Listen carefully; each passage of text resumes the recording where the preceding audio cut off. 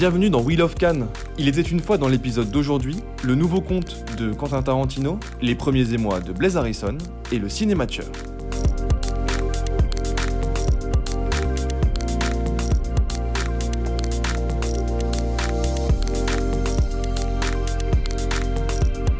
Le film se situe à Los Angeles en 1969 et raconte l'histoire de la fin d'Hollywood. Ça dure 2h42 et pendant 2 heures environ, c'est vraiment le quotidien d'un acteur minable qui vient de la télévision, qui voulait passer au cinéma et qui a du mal finalement à faire le lien entre les deux. À côté de lui, il y a son cascadeur qui est joué par Brad Pitt, qui est pareil, un personnage un peu en marge d'Hollywood. Et puis au loin, il y a la figure de Sharon Tate qui est jouée par Margot Robbie. Et puis petit à petit, ces trois personnages vont concilier, converger vers une dernière partie qu'il ne faut pas raconter, puisque Quentin Tarantino officiellement nous a demandé de ne pas spoiler la fin du film. C'est vraiment peut-être son plus beau film, peut-être son film le plus difficile d'accès, à la fois le moins généreux et le plus dense. C'est vraiment un précis de l'histoire du cinéma. Il y a vraiment des détails partout, ça raconte exactement ce qui se passait en 69 et la bascule du cinéma hollywoodien. Il a pris des choses réelles et puis il en a inventé d'autres. Et c'est ça qui est très beau dans le film, c'est ce va-et-vient entre la fiction, la réalité, le monde de Tarantino. Il s'autocite évidemment, il y a des plans de pied partout.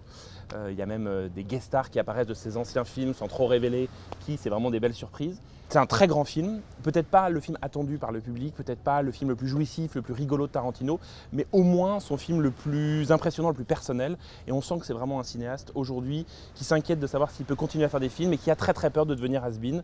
On appelle ça un chef-d'œuvre.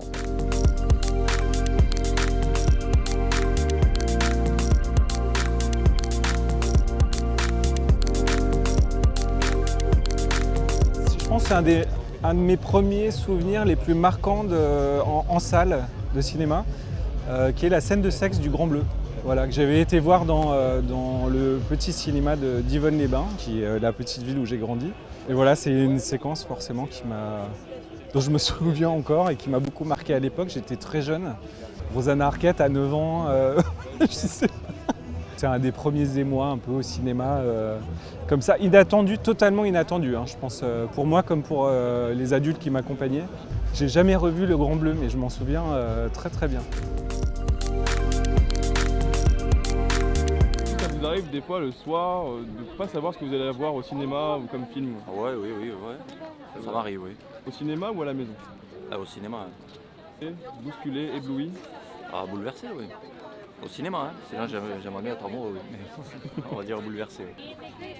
Oh, Asie, tiens, j'aime bien le cinéma asiatique.